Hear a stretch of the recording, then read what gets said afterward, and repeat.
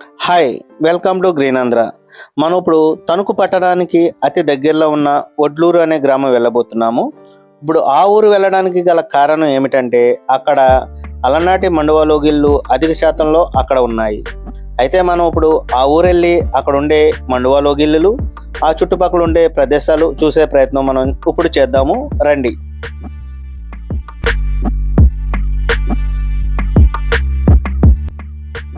ఈ ఊరంతా కూడా చుట్టూ అందమైన వాతావరణంతో, వరిచేని పంటలతో, ఎటుపక్క చూసిన కొబ్బరి చెట్లు, అలాగే అరటి చెట్లు, అలాగే చుట్టూ వరి పంటతో గ్రీనరీగా చాలా అందంగా కనిపిస్తుంది.